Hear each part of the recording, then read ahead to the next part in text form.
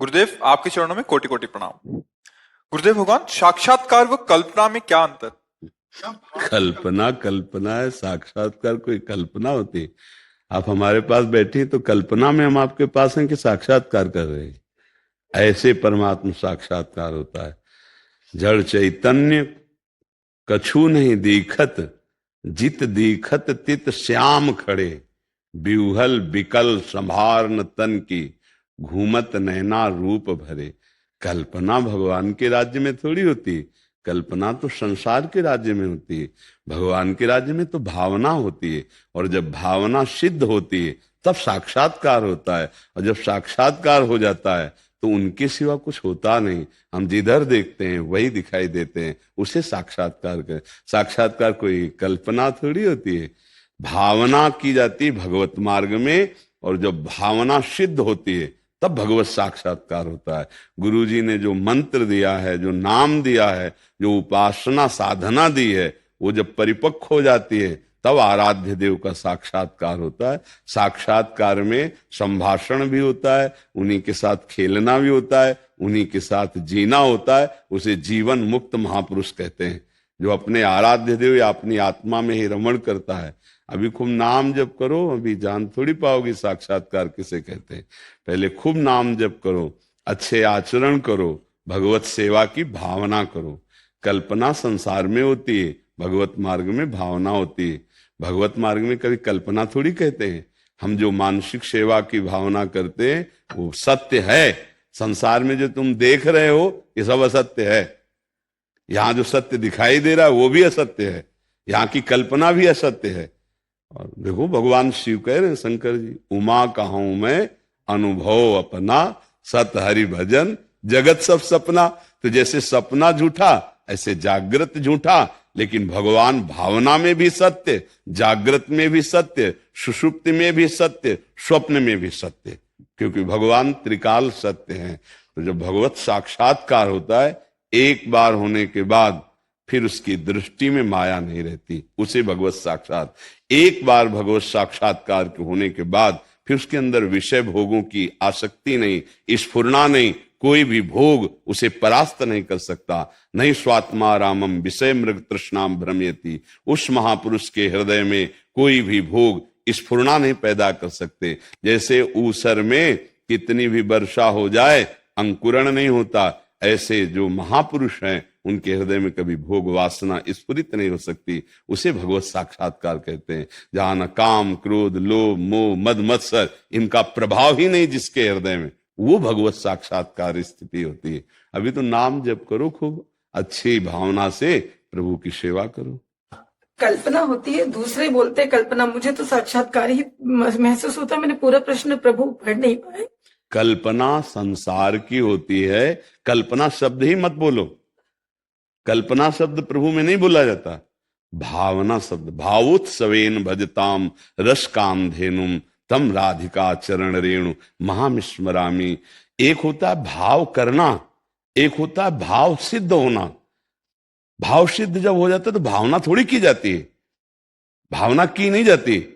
देखो गोस्वामी जी का भाव सिद्ध हुआ, तुलसीदास जी का, तो कह रहे सीय राममय सब जग जानी।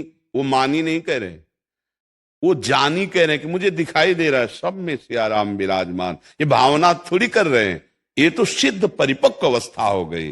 करूं प्रणाम जोरी जुग पानी।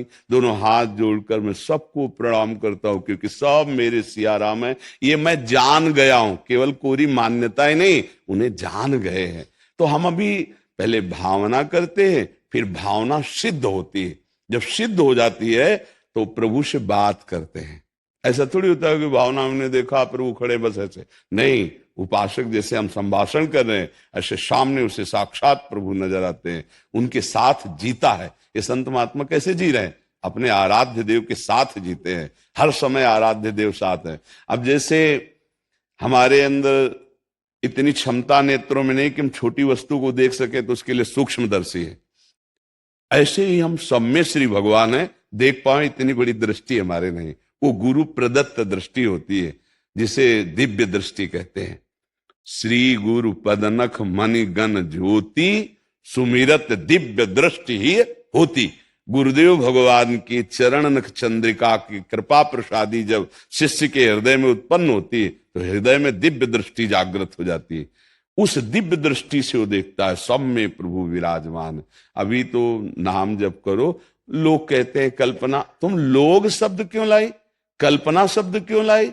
सब में भगवत भावना कर शब्द ही बताते हैं कि बोध नहीं हुआ, भगवत साक्षात्कार नहीं हुआ, नाम जप करो।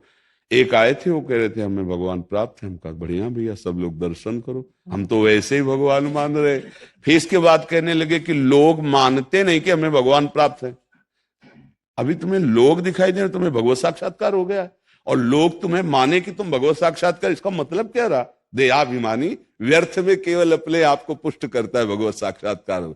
जिससे भगवत साक्षात्कार हो जाता है, या तो सबसे बड़ा होता है ज्ञान, मैं ब्रह्म हूं, अब वो किसको प्रणाम नमस्कार, जब मैं ही मैं। और भक्ति, ये तो सबसे छोटा होता है, बीच में मायावी होते हैं। या तो ब्रह्म ज्ञानी, अहम ब्रह्मास्मि, सबको अपने में समेट लिया, और या तो भक्ति, सब चराचर स्वामी का रूप, मैं सबका सेवक, सचराचर स्वामी रूप भगवंत, मैं सेवक, सचराचर रूप स्वामी भगवंत। तो सिद्धांत से चले तो बात समझ में आ जाती। नाम जप करो, भजन करो, और ये दिखावा कभी मत करो कि मैं काफी उच्च कोटि की साधक हूं, मुझे भगवत भावना सिद्ध है, या भगवान मेरे स्वप्न में आते हैं, या भगवान मेरी भावना। बताने की चीजें हैं ये, अरे छुपाने की चीजें जब आएंगी तो बता ही नहीं पाओगे आप। हम किसी से प्यार करते हैं, ये कभी बोर्ड में छपवाया गया है क्या? अगर प्यार की बात आती है तो यही केवल रहती, दिल में रहती है, बाहर जबान में आ गई तो बकवास है, प्यार नहीं। जब लौकिक प्रेम की बात है तो हृदय, जब हृदयाराध्य भगवान में हम अपने प्रेम की बात तुम्हें कैसे बता सकते हैं? कि हमारे भावना में आते हैं, वो हमें सिद्ध हैं, वो हमसे बात, इसका मतलब है नहीं तुम्हारे पास रुपया, इसीलिए तुम बार बार मनी बैग निकाल रहे हो। अगर रुपया होता तो छुपा लेते कि कट जाएगी जेब अगर रुपया है।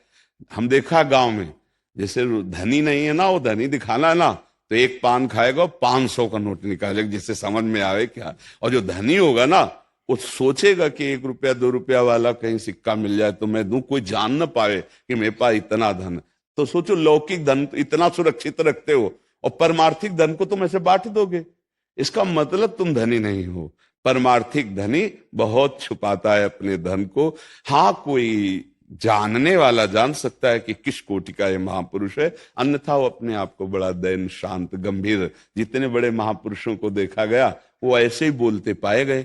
असमय अधम सखा सुनमो ऊपर रघुवीर, हनुमान जी बोल रहे, परम ज्ञानी है, परम महात्मा है, और कह रहे मैं ऐसा अधम हूं। सबरी जी कह रहे अधम ते अधम अधमति नारी, और हम कह रहे कि हमें भगवान के साक्षात्कार, ये सब। तो मुझे लगता है थोड़ा सुधार किया जाए तो हमें सही में भगवत साक्षात्कार हो जाएगा। क्योंकि चाहे पुरुष हो या स्त्री हो, कोई भी हो, सब भगवान का अंश है, और वो भगवान का भजन करेगा तो करुणा निधान भगवान जरूर मिलेंगे। ये ना समझो कि भगवान मिलते नहीं, तुम भगवान से मिलना नहीं चाहते, बस बात ये तुम्हारे अंदर और चाहते हैं, इसीलिए नहीं। जिन महात्माओं ने अपने हृदय की चाह को मिटा दिया, वो भगवान से मिलने की बात जाने दो, स्वयं भगवान बन गए। नहीं, कई बार सुलाया है, मन मार्या तन बस में कीन्हा, हुआ भरम सब दूर, बाहर से कछ दिखत नाही, अंदर चमके नूर। आपो त्याग जगत में बैठे, किसी से नहीं काम, उनमें तो कछु अंतर नहीं, संत कहो चाहे राम। कोई चाह ले, कोई कामना ले, वो बादशाह भगवान के निज पार्षद भगवत स्वरूप है, वो चाहे स्त्री हो चाहे पुरुष हो। देखो, सबरी मैया को जो प्यार मिला वो दंडकारण्य के किसी ऋषि मुनि को नहीं मिला। देखो, सबरी मैया को कितना प्यार किया, भगवान पास बैठ करके नवधा भक्ति रूपी स्तुति कर रहे हैं। सबरी मैया के दिए हुए बेर भगवान चख, बेर कोई अंगूर है क्या, और बड़ाई कर रहे हैं, वाह वाह कितने सुंदर मृदु। तो हमें लगता है अगर हम प्रेम पूर्वक सच्चाई से भजन करें तो चाहे स्त्री शरीर हो, चाहे पुरुष शरीर हो, चाहे गृहस्थ हो, चाहे विरक्त हो, भगवान सबको प्यार करते। सब मम प्रिय सब मम उपजाए, निश्चित भगवान मिल जाएंगे। पर भगवान से मिलना कौन चाहता है, यही कठिन बात है ना। अंदर की चाहत को देखो, भगवान से नहीं मिलना चाहते हम लोग। जो परमार्थ की थोड़ी बातें संतों की सभा में कहते उसमें मान प्राप्ति की इच्छा होती। वाह भाई वाह, अंदर की तो मैं बता रहे, ये डॉक्टरी जो होती है संतों की दृष्टि में, संत जन ज्यादा सांसारिक पढ़ाई नहीं पढ़े होते, वो आध्यात्मिक पढ़ाई के मास्टर होते हैं। तो जैसे शब्द निकला ना तो पता चल जाता शब्द मान से निकला है या निराभिमान से निकला है, अज्ञान से निकला है या ज्ञान से निकला है, क्या स्थिति अध्यात्म की है, शब्द ही निकलते पता चल जाता है। तो हमें लगता है संतों के पास जाए तो माल लेने के लिए जाए, आध्यात्मिक धन लेने के लिए जाए। हम उनसे अपनी कमी की बात कहें और वो कमी दूर करवा के अध्यात्म में चले। अच्छा, जैसे अपने लोगों से आप कहो ये ज्ञान झाड़ने लगो तो हम चुप हो जाएंगे, हाथ जोड़ लेंगे। काहे? अच्छा है भैया तुम ज्ञानी हो, अभी तो हम बच्चे हैं, गुरुजनों की कृपा से चल रहे हैं, अब देखो तुम्हारे समान ज्ञानी भगवान बनाना चाहेंगे तो बना देंगे, नहीं तो चुप हो जाएंगे। संतों के पास अगर खाली होके जाओगे तो भर के आओगे, और अगर ऐसे जाओगे तो बूंद भी नहीं प्राप्त कर पाओगे। बहुत चतुर खिलाड़ी होते, रामय बजैते चतुर नर, उनसे आप कुछ घसीट नहीं पाएंगे। तो आपका आना फिर सफल नहीं होगा। आना सफल होगा दैन्यता, अंजुलि बांध करके जाओ, अर्थात अभिमान त्याग कर। जो तुम्हें जानकारी वो तो है ही है, तुम और जानकारी ले लो और अध्यात्म की बात समझ लो, जिससे तुम्हें चोर लूट ना पावे। काम, क्रोध, लोभ, मोह, अहंकार, मत्सरता, ये वो चोर हैं जो हमारे भजन को, हमारे पुण्य को, हमारे सत्कर्म को लूट कर हमें खाली कर देते हैं।